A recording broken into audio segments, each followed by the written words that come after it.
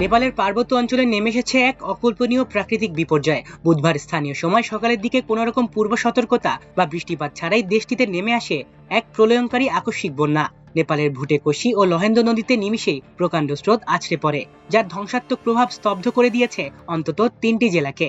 আকস্মিক এই বন্যায় ও ভূমিধসে মৃতের সংখ্যা বেড়ে ১৬২ জনে দাঁড়িয়েছে।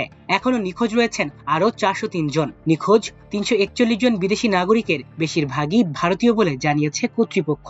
অনাকাঙ্ক্ষিত এই দুর্যোগ কিভাবে ঘটল, রৌদ্রোজ্জ্বল দিনেও কোথা থেকে এত বিপুল পরিমাণ পানির স্রোত কাদা নেমে এলো, তা নিয়ে আন্তর্জাতিক আবহাওয়া ভূতত্ত্ববিদ ও আন্তর্জাতিক বিজ্ঞানীদের মধ্যে শুরু হয়েছে ব্যাপক অনুসন্ধান। কেন এই আকস্মিক বন্যা? এ বিষয়ে বিজ্ঞানীদের ৪ মতামত। ১. শক্তিশালী ভূমি ও তুষারধস বিশাল হিমবাহ ও পাথরের অংশ পাহাড় থেকে বিচ্ছিন্ন হয়ে লহেন্দ্র নদীতে আছড়ে পড়ে। ভূমির এই ধসের আঘাত এতটাই তীব্র ছিল যে ইউএসজিএস এটিকে শুরুতে ৪.৪ থেকে ৫.২ মাত্রার ভূমিকম্প সমতুল্য বলে চিহ্নিত করে। ২. সাময়িক বাঁধ ও প্লাবন ধসে পড়া পাথর, বরফ ও ধ্বংসাবশেষ নদীটির প্রাকৃতিক প্রবাহ পুরোপুরি আটকে দেয়। এতে মিতিরি সেতুর ২০ কিলোমিটার উজানে সাময়িক জলাধার বা কৃত্রিম লেক তৈরি হয়, যা পানির চাপে ভেঙে গিয়ে একসাথে নেমে আসে। ৩. কাদা ও ধ্বংসাবশেষের প্রভাব পানি একা নামেনি, সাথে নামছিল পলিমাটি, বরফ ও বিশাল পাথর। পানির সাথে ভারী কাদা মিশ্রিত থাকায় এর আঘাত হানার ধ্বংস ক্ষমতা ও গতি বহুগুণ বেড়ে যায়। ৪. আবহাওয়া ও পূর্ববর্তী পানি প্রবাহই অঞ্চলে নতুন করে বৃষ্টি হয়নি, তবে বর্ষার কারণে নদীর স্বাভাবিক প্রবাহ আগেই কানায় কানায় পূর্ণ ছিল। নদীর উচ্চ জলস্তর এবং প্রকাণ্ড ধ্বংসাবশেষের মিলিত ফল এই ভয়াবহ বন্যা। সিনেমার মতো আঘাত হানা বুধবার বেলা বাড়ার আগেই নেপাল চীন সীমান্তের রাসুয়া জেলার রাসুয়াগাধি এলাকায় বিপর্যয়টি ঘনীভূত হয়। তিব্বত সীমান্ত সংলগ্ন তিমুরে অঞ্চলের বাসিন্দারা প্রতিদিনের মতো স্বাভাবিক কাজে ব্যস্ত ছিলেন। এলাকায় ছিল না কোনো ভারী বৃষ্টির লক্ষণ, ছিল না দূরবর্তী কোনো সতর্কবার্তা। হঠাৎ করেই পাহাড়ের উঁচু ঢাল থেকে বিচ্ছিন্ন হয়ে পড়ে বিশালাকার হিমবাহ ও পাথরের স্তর। চীন থেকে নেপালের দিকে প্রবাহিত লহেন্দ্র নদী এর সংকীর্ণ গিরিখাতে তা আছড়ে পড়ে। বাঁধ তৈরি হওয়ার পর পানির চাপ ধরে রাখতে না পেরে কয়েক মিনিটের মধ্যে কৃত্রিম সেই দেয়াল ভেঙে যায়। কাদা, বরফ আর পাথরের অপ্রতিরোধ স্রোত পলকের মধ্যে ভেসে নিয়ে যায় পুরো জনবসতি। এ বিষয়ে বিশেষজ্ঞদের দ্বিমত রয়েছে। হিমবাহ হ্রদ বিস্ফোরণ নাকি কেবল ভূমিধস। হিমালয় অঞ্চলে সাধারণত জিএলওএফ বা গ্লেশিয়ার লেক আউটবার্স্ট ফ্লাড বেশি দেখা যায়। পাহাড়ের উঁচুতে জমে থাকা হিমবাহ গলে তৈরি হওয়া হ্রদের বাঁধ ভেঙে গেলে অতীতে এমন বন্যা হয়েছে।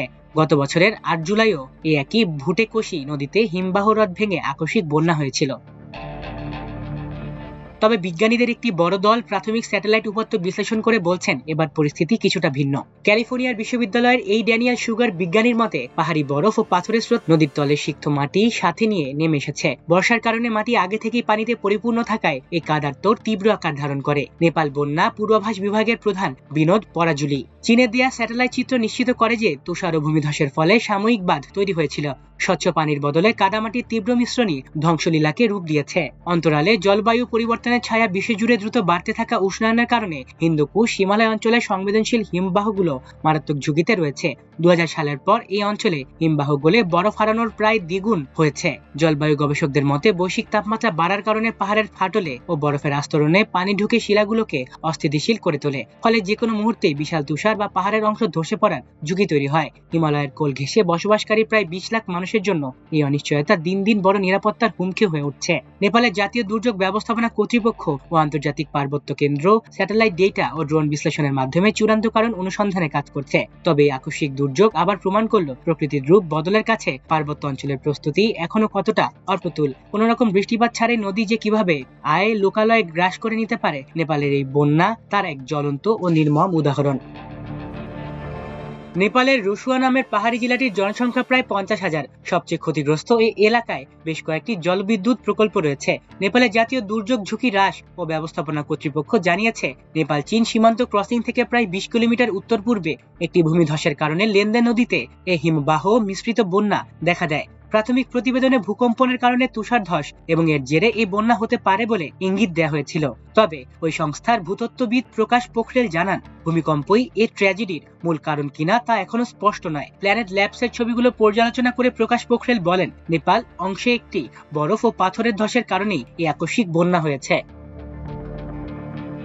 মাল্টিমিডিয়া ডেস্ক, আমার দেশ।